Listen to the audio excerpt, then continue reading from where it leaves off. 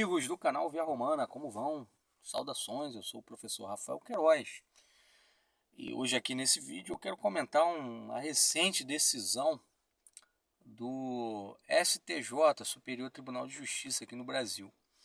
Mostra bem o quadro, de juristocracia no qual nós estamos inseridos, ou seja, ditadura judiciária. Obviamente aqui que eu uso o termo ditadura no sentido amplo, não no sentido estrito, porque, estritamente falando, obviamente nós não estamos num quadro ditatorial, mas quando a gente vê o que está acontecendo no Brasil, face aí a toda a expansão do poder judiciário, que hoje passou a tutelar todos os outros poderes da sociedade de uma forma assim feroz, dá para a gente falar no sentido amplo de ditadura, porque o que é uma ditadura? É efetivamente um regime onde as leis são ditadas, elas não são produto de uma deliberação, tá? E nada é menos deliberativo que o poder judiciário, né? O poder judiciário ele é baseado em sentença, em decisão do juiz, e em determinadas circunstâncias é uma decisão irrecorrível, da qual você não tem como apelar, para nenhum outro poder. É uma decisão terminativa. Então o que a gente está vendo hoje no Brasil acontecer é exatamente isto. Tá? O poder judiciário está governando o Brasil,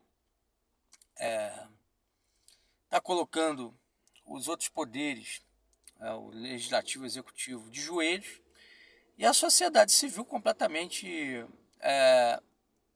numa condição completamente servil, a qual cabe apenas obedecer a decisões arbitrárias, absurdas. E se você levanta a voz contra isso, você pode até ser acusado de crime contra a ordem democrática, que você está querendo derrubar a ordem democrática, etc. E tal. Por essas e outras é que eu aplaudo aqui o que fez Israel, o Estado de Israel lá, com o Poder Judiciário. Uma reforma onde eles limitaram a ação do Judiciário. Por mais que isso possa trazer uma insegurança jurídica para a população cristã que vive em Israel, que já não existia antes, agora pode até ficar pior, mas o que eles fizeram lá, do ponto de vista assim,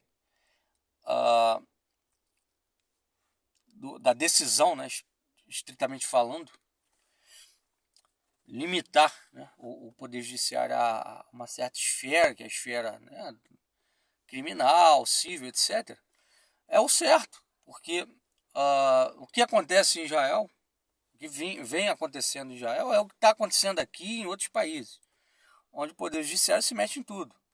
Recentemente, o que aconteceu? O Netanyahu ele nomeou um ministro, o poder judiciário foi lá e disse, não pode. Quer dizer, isso na prática significa tirar a autonomia do poder executivo. E num país que nem Constituição tem, o que é pior ainda. Porque quando tem Constituição, ainda pode ser dito que aquele ato administrativo não seguiu a lei constitucional. Agora, também tem o seguinte, se todo administrativo tiver que estar vinculado à lei, tiver que ser um ato vinculado, então acabou, não tem poder executivo. O poder executivo, por natureza, ele tem um caráter discricionário. Ele tem um caráter acidental. Ele é feito justamente para atuar não fora da lei, não à margem da lei, mas ele não precisa estar vinculado à lei, ele não precisa atender um comando constitucional. Ou seja, por exemplo, um presidente da República tem que ter o poder de nomear um ministro que ele considera mais conveniente para gerir uma pasta, fim de papo. Enfim, que é uma coisa que também acontece aqui no Brasil. O Poder Judiciário vai lá, interfere, diz quem o presidente pode ou não nomear, etc. E tal. Então, o que eu queria trazer aqui para vocês, comentar aqui com vocês, é o seguinte: o STJ, dias atrás, decidiu, num julgamento sobre violência contra a mulher, que o fato do violentador, do suposto violentador, ser um praticante de artes marciais é um agravante, porque as artes marciais trariam uma disciplina, né, no que tange ao uso da força, da violência, que portanto era um agravante, no caso em tela, porque ele deveria saber se controlar melhor e não soube, explodiu, violentou, agrediu uma mulher. Perfeito? Isso me deixou bastante abismado, né? Pasmo, né? Porque não existe, no caso de violência contra a mulher, né, um rol de agravante que inclua a prática de arte marcial como agravante, não é isso? Então os juízes, eles estão decidindo, independente de existir uma lei, independente de estar escrito na lei, ou mesmo da lei indicar aquilo, se não por escrito, né, diretamente, né? E às vezes, por exemplo, você tem leis aí, como relativas a crimes sexuais, ato libidinoso, não está lá descrito o que é um ato libidinoso, vai caber ao juiz, né, determinar se foi ou não um ato libidinoso, né? Mas ali abre brecha, né? É uma lei que abre brecha. Agora, nesse caso, nem isso. Quer dizer, não existe nenhum rol taxativo de agravante relativo à prática de artes marciais, né? O que é um absurdo. Por quê? Que piora ainda mais quando a gente vai examinar a questão assim mais acuradamente. Por exemplo, você tem um caso, uma pessoa que no trânsito ela mata alguém e ela tem carteira de motorista. O que se espera de alguém que tem carteira de motorista? Perícia na direção, né? Então, se ela comete uma falha, obviamente que é mais grave, porque ela deveria saber dirigir. Diferente de alguém que não tem carteira, pega um carro, mata alguém, bom, ele não é perito, né? Não deveria estar dirigindo, pela lei. Mas se ele mata alguém, bom, o fato justamente dele não ter carteira, né, diminuiria a gravidade, né, do caso. Mas aí, o que acontece? Uma carteira de motorista ela é emitida por quem? Pelo Estado, pela autoridade de trânsito estatal. Então o Estado controla quem recebe e quem não recebe carteira de motorista, né? É o Estado quem confere a habilitação para as pessoas dirigirem. No caso de arte marcial, quem confere a habilitação, né, na faixa branca, azul, amarela, preta de uma determinada arte, é uma instituição privada que não é controlada pelo Estado. Quer dizer, nada garante, né, que a formação que o sujeito recebeu ali, ela foi nessa linha de incorporar ao sujeito uma filosofia de autocontrole, disciplina, etc. A gente sabe por aí que tem uma quantidade enorme de academias de artes marciais que não tem nenhuma preocupação com isso. Eu já fiz arte marcial, fiz taekwondo, né? Na época que eu fiz, sim, tinha essa preocupação, mas hoje a gente vê que não tem. As coisas estão sendo abertas assim a esmo, né? Com um objetivo mercadológico. Não tem mais essa coisa, essa preocupação de formar o lutador, né? Caso emblemático é o jiu-jitsu, né? Aqui no Rio de Janeiro, por exemplo, teve uma época que tinha os pit boys, né? Que eram os caras que faziam jiu-jitsu para ir para a rua, para encher de porrada, né, os outros, né? Os caras iam para festa, para boate, para isso, para brigar, para arrebentar, para matar, etc. Então, vê-se por aí que hoje em dia o contexto de arte marcial é bem diferente do que era no passado. Então, quer dizer, um juiz partir desse pressuposto para tomar uma decisão dessa mostra o nível de absurdidade ao qual, né, o nosso judiciário chegou. Isso é muito grave, porque nós estamos numa insegurança jurídica total. E aí é uma coisa completamente contraditória com a própria natureza. O que é esse Estado, né, que a gente está hoje, esse Estado burguês? Né? E ele se fundamenta em dois princípios básicos: limitação e segurança, estabilidade. Quando surgem as revoluções burguesas, elas são feitas justamente para quê? Para evitar a arbitrariedade dos monarcas, né, dos reis. Tá? Então você cria uma Constituição, né? Nessa Constituição você vai colocar lá certos parâmetros, esses parâmetros vão limitar a ação do poder público sobre o indivíduo, sobre o cidadão. Então até aqui o poder público pode agir. Hoje não, hoje o judiciário ele pode decidir qualquer coisa, ele pode agravar uma pena, ele pode até criar um tipo penal diferente, como por exemplo estupro virtual. Não existe isso na lei, não existe esse conceito, mas já criaram isso daí, né? Então você não sabe o que vai sair de uma decisão judicial.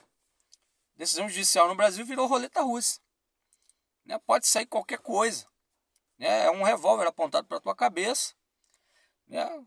Com uma bala lá e aí você engatilha, atira, né? Pode estourar sua cabeça ou não. Então é uma incerteza total, né? Não há limite, a verdade é essa, porque a gente também está indo para um cenário em que praticamente tudo pode ser considerado crime, tudo pode ser considerado agravante de um crime, né? A depender, né, do que o poder judiciário, do humor do poder judiciário, do humor do juiz, né, das considerações do Ministério Público, etc. e tal. Tem isso, né?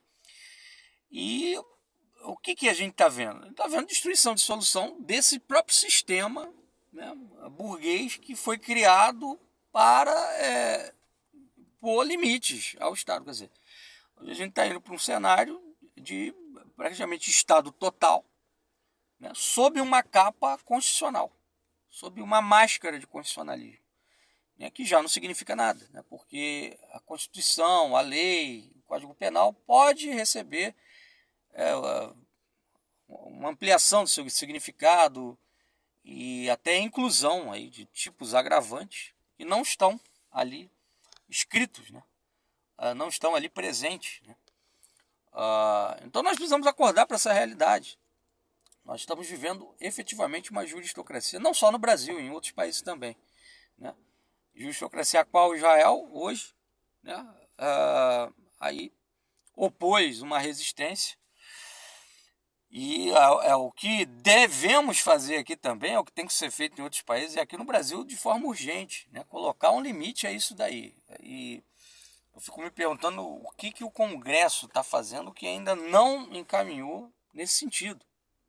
Porque muitos desses congressistas sentiram na pele nos últimos anos os resultados dessa juristocracia via Lava Jato. O que foi a Operação Lava Jato?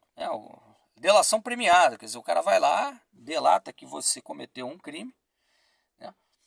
E, bom, ele não precisa provar nada, ele não precisa ter evidências, basta a palavra dele, né?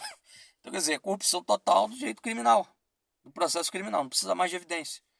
Bom, isso já ficou claro lá com aquele processo do Bruno, né, que foi condenado pela morte da Elisa Samúdio, sem o corpo da menina ter aparecido, né? Entre outros casos aí que a gente poderia citar. Só que a situação está indo para um nível, né, estratosférico, preocupante. E que a gente fica olhando e a gente não vê, né, uma reação organizada hoje no Brasil contra isso. E aqui, quando eu falo de reação organizada, não é bolsonarismo, não é ir para a rua fazer protesto, pedir AI-5, aí vocês vão realmente ser presos, né?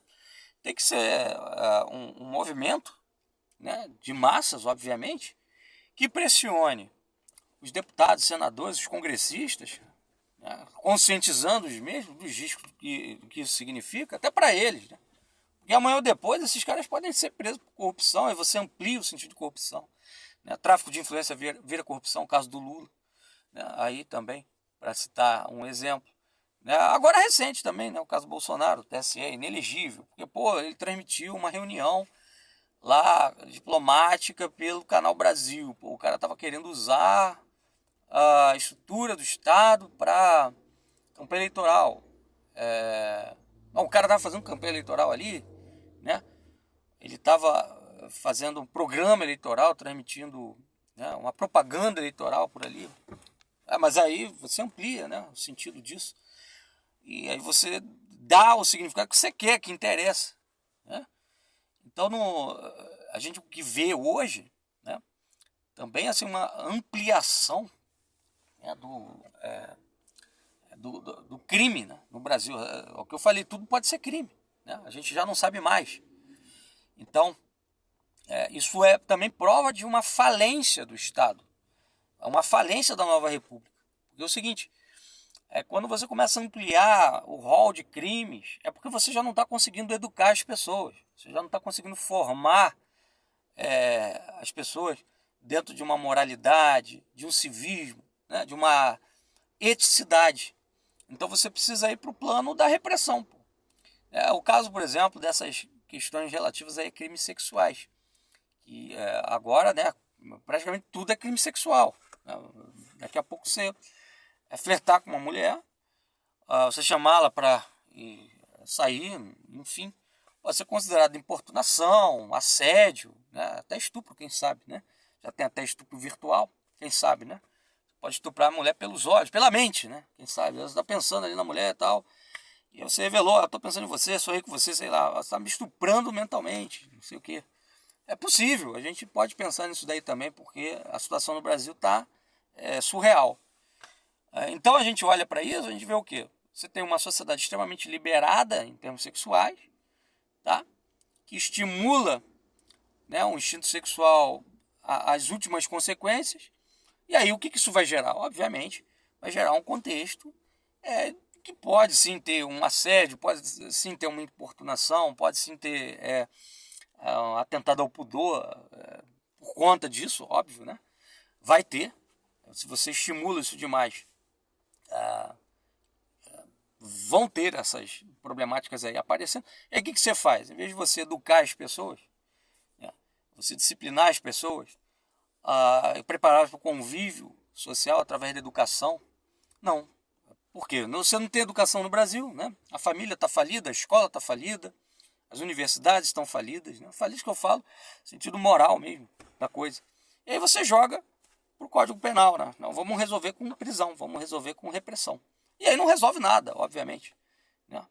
Porque você não vai à causa, você fica no efeito, né?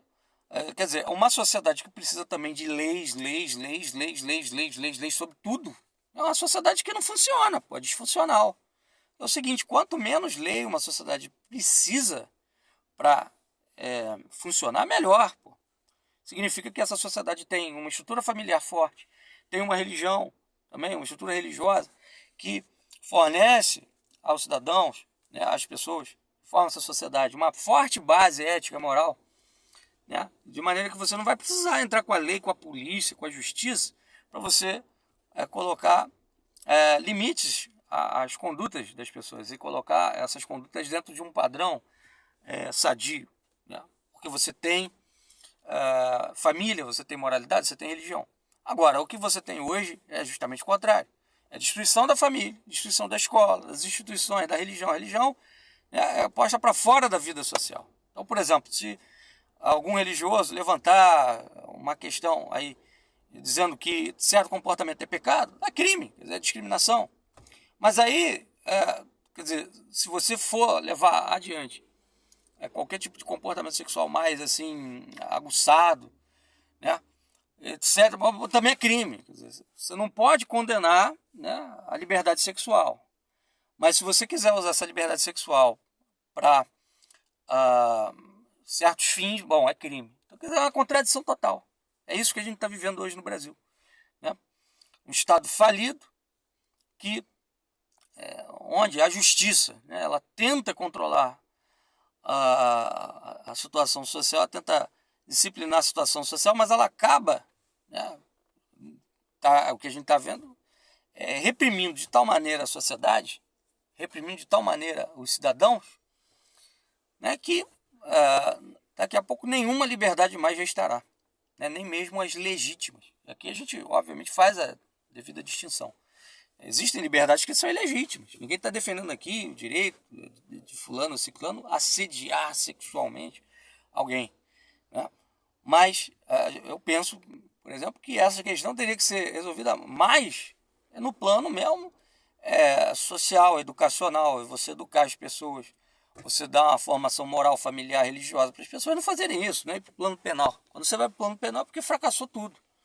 É porque você já não consegue fazer isso, né? Quer dizer, o Estado não consegue estruturar uma paideia, uma formação educativa do povo. Então ele vai para esse plano. Então, pessoal, era o que tínhamos para falar aqui hoje. Um abraço a todos e queria também convidá-los aí, estou a gente dizer isso. Estamos com o nosso curso sobre as cruzadas medievais aberto, tá? A gente vai apresentar aí uma leitura nova, diferenciada das cruzadas, que vai buscar mostrar aí esse fenômeno, esse movimento, como uma síntese, o ponto de chegada da Idade Média e o ponto de partida, ou seja, o auge e o início do fim do período medieval. E aí a gente vai explicar, né, para vocês no curso qual a relação das cruzadas com o fim da Idade Média, como que elas acabaram provocando isso e como que elas também, contraditoriamente, né, foram auge, né, marcaram vamos dizer assim, um momento, né, de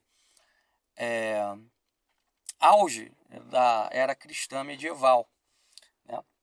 A história ela é feita dessas contradições, né? Ao mesmo tempo que o auge ele significa aquele ponto mais grandioso, ele também às vezes abre caminho para a ruína. Então o que a gente vai tentar analisar vai analisar nesse curso, né? Eu vou deixar aqui para vocês o link, quem tiver interesse de participar, de se inscrever, vai ser muito bom, tenho certeza que não vão se arrepender, vão gostar bastante. O curso consta de 5 aulas, material didático incluso, videoaulas também, né?